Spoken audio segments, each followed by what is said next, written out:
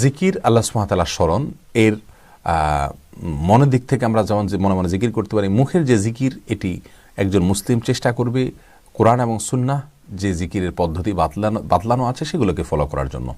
ইল্লাল্লাহ ইল্লাল্লাহ এরকম কোনো জিকির না নবী সাল্লাল্লাহু আলাইহি ওয়াসাল্লাম করেছেন, না সাহাবা একরাম করেছেন, না কোনো তাবিঈরা করেছেন, না কোনো তাবিঈরা করেছেন। সোনার যুগের কেউ এভাবে ইল্লাল্লাহ ইল্লাল্লাহ বলে জিকির করেননি। এটা জায়েজ হোক আর বেদাত হোক সেটি পরের কথা। কুরুনে সালাসা বা আসলাফ এ উম্মতের প্রথম অংশের কেউ যেটা করেননি সেটা আমাকে কেন করতে হবে? ইমাম মালিক রাহিমাহুল্লাহ বলেছেন, লা ইয়াসলাহু হাযিহিল উম্মাহ ইল্লা মা সালাহা বিহি আউয়ালুহা। এই উম্মতের প্রথম অংশের লোকেরা, অগ্রভাগের লোকেরা যা করেছেন তা করা ছাড়া এই উম্মতের শেষের লোকেরা কল্যাণের অধিকারী হতে পারবে না, তাদের সংশোধন হবে না। অতএব আমাদেরকে সালাফের অনুসরণ করতে হবে। ইল্লাল্লাহ এই জিকির আমাদের, আমি তো ব্যক্তিগতভাবে মনে করি এটা না করাই উচিত, কারণ এটি সালাফ থেকে বর্ণিত নয়। এটিকে আমরা